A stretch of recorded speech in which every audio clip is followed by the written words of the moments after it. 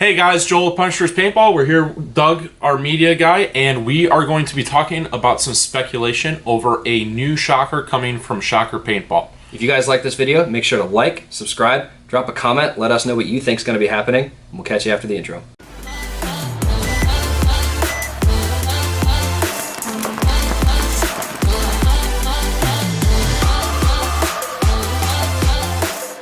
All right, Joel. So we saw some video pop up from, what was it? It was the Texas event, right? Yeah, so there was a private practice held down in Texas this week at, I believe it was Paintball Fit, which is, I believe the owner's name is Mark Johnson. And it was between Houston Heat, some of the AC Diesel and AC Dallas guys.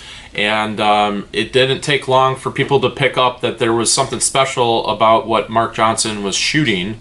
So as you can see here, Mark Johnson using this, what is a very weird looking gun, something that is not on the market right now, and we're here to talk a little bit about what we think might be going on.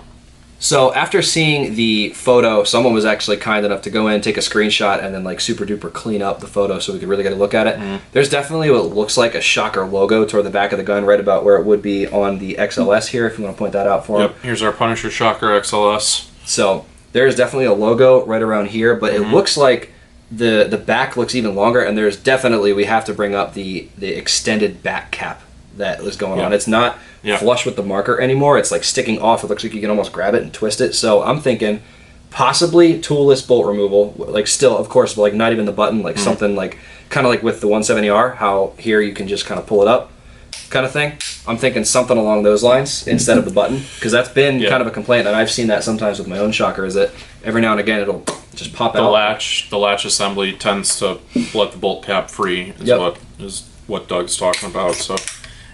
So every once in a while, you have the marker aired up and everything else like that. 9 times out of 10, what I found is people just don't have the bolt cap tight against the bolt assembly. But that's a really good point, Doug, and very similar to the Adrenaline CVOs. That were factory milled, custom built, and everything else like that. And that was one of the features on the Adrenaline CVO, right? So. Well, let's start base. Do you think it's going to happen? Do you think we're going to see something this year? Okay. I absolutely do. Okay, and why do you think that? Just based on, so I remember back when there was like stuff with like the Field 1 guns or whatever, we saw like they had them all taped up or whatever at that event that they were using them, and then it was only a matter of months before we saw the drop. So we're coming up on World Cup in 2 months. I think like given the time frame of when you're starting to see them be like actually field tested and like practically tested, and then when they get dropped, I think we're right in that window. Yeah, I agree. It's kind of interesting to me. What made it obvious to me that I think something might be going on with Shocker is that the fact that the milling was so much different, and the placement of the Shocker logo was different. There was some conversation on the Facebook pages about the possibility of it being a GI Shocker XLS. Okay. I just think that, me personally, I just think that's far off. I don't think so. I don't think that they would change all the milling and everything else like that, as well as the back cap is the big game changer for me. Like the back cap being different like that and being extending from the back, kind of like the old Shockers. Like the old Shockers had, aftermarket bolt caps that you could screw in and take off, and everything else like that. But I definitely think that something's in the works. It's just a matter of what's it going to be. Is it going to be a private label Shocker XLS? Is it going to be a completely different model Shocker? That part I don't really know, but it's exciting. This is an exciting portion of the year. There's World Cups aura is starting to come about, and this is the first thing that we've seen out in the public that has been used, or whatever the case may be, that we can officially speculate on. Yeah, it's the first real like new gun since the Geo4, the LV 1.6, and all that, because this is the first new thing that's come out really since quarantine. Right, as far as markers go. Yeah, absolutely. And, I think it's the XLS platform has been out for, I think it's right around 3 years period of time now. It actually might be longer than that. The RSX was a huge hit. That was re-released in 2015, and then they improved on the RSX with the XLS, made some changes to it. And I think that, anytime that Smart Parts, or I should say Shocker Paintball or DLX do something, they change pretty significant portions of their marker. They try not to release anything if it's just going to be a one-off of the same thing. Sure. So I think that there's going to be some major differences. So why don't we go into... So you were talking a little bit about what you think. Yep. I'm sorry I kind of interrupted you. It's all right. It's all right. I wanted to get general consensus, get a little hype going as far as it goes. So first thing here, I'll also address how you said, people thinking it. I saw it too. Is it going to be a GI cut? Here's why I don't think it's going to be a GI cut gun, because Smart Parts itself went out of business, right? Then they had to come back as Deluxe Technologies. There was the possibility of never seeing a Shocker again. So considering all they've been through, why would they ever want to put someone else's brand on their product? The other people in the industry always, they'll contribute to your own downfall because they're trying to beat you out in the market. Why would you want to support that on a marker that you fought to release? So that's a big thing for me as to why I don't think it's going to be a GI cut, this, that. I think it's going to be a whole new marker. Specifically, the biggest thing that tells me that is that back assembly. There's no reason for, on something that's that flush, for it to suddenly be coming off like that. So things that I'm thinking of is new bolt system. That's my first big thing. I'm thinking it's going to be a new bolt. I would speculate with a new bolt, what are some things you'd be wanting to do? You either want to get a softer shot or get more efficiency, right? Yeah, so I mean, the Shocker doesn't do bad with efficiency, but I could definitely understand what you're saying there. Yeah. I mean, if you look at what they did with the Ice compared to the X, that was a big thing. They changed the bolt system, made the moving mass significantly less. The Ice bolt was probably about 3 times the size of the X bolt. That was probably one of the main features besides the trigger frame disassembly, but it was a major thing for the Shocker. So, yeah, I would agree with that. So I'm going to just pull, while you're talking, I'm just going to... Yeah, no, we're going to pull this apart here and kind of look at it, get an in-depth little look at it, maybe run some B-roll for you. But my thoughts, I would say they would probably lean toward more efficiency. And that's, again, not to say that the Shocker itself doesn't have great efficiency already, but that's always to push the limit. People are always trying to get more out of their guns, right? Yep. How many can that get through on a 68?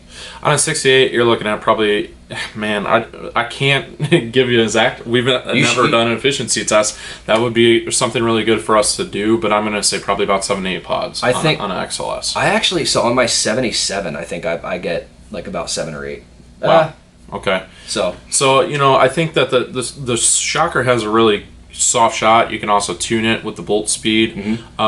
But I think that, like you said, I think that if they're going to do something, they're probably going to remove the bolt tail. Okay. Right? Yep. And then essentially you're left with less moving mass, similar to the X platform. I could definitely see that being a feature. Sure. So I could see that. Okay, so my turn. So here's my thing. Shocker is a great platform. For $750, it's a phenomenal mid-level / I don't really think it's mid-level. I truly feel it's a high-end marker. Yeah, it's something that I have taken out and used in tournaments and everything else like that. Shot great. I've had customers use Lux X's and then eventually go back to the XLS. Now, with that said, there are some downfalls to the XLS. So I think that Shocker, if they're gonna do something, I think that they're going to address those issues. One of them being, with the main competitor being the G-Tech 170R. If you look at the 170R, probably the main thing that most people are going to talk about is this toolless disassembly for your battery.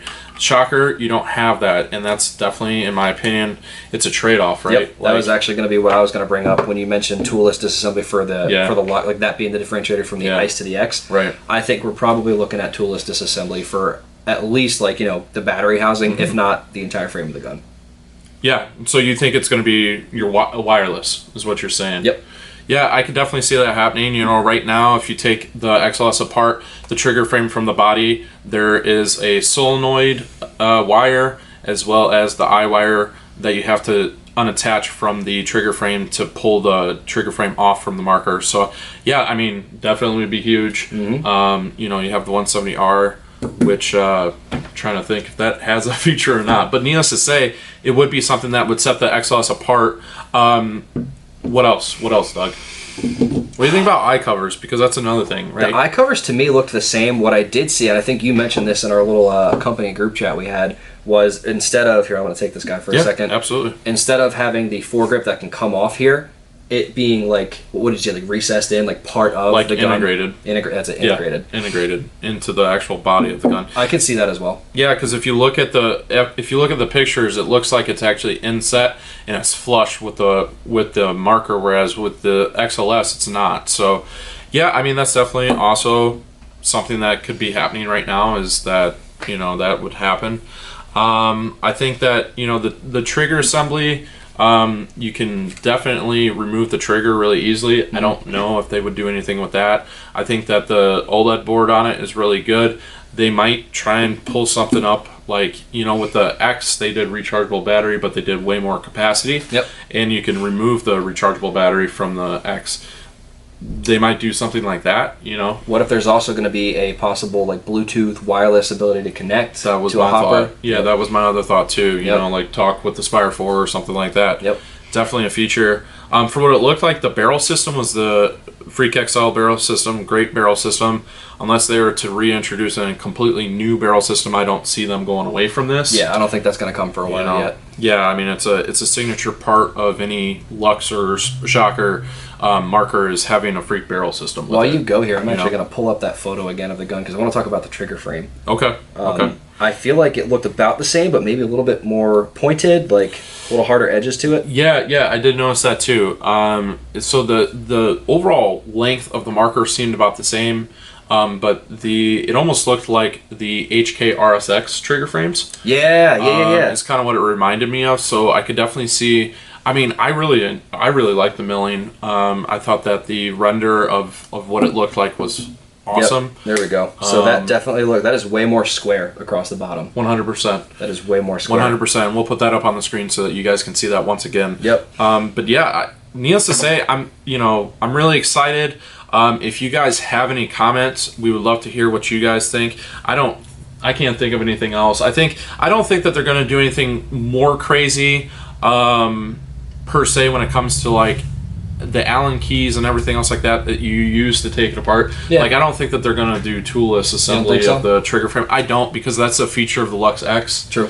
And I don't think that they're going to go that drastic. They need to keep some kind of separation between their true high-end premier marker as compared to that.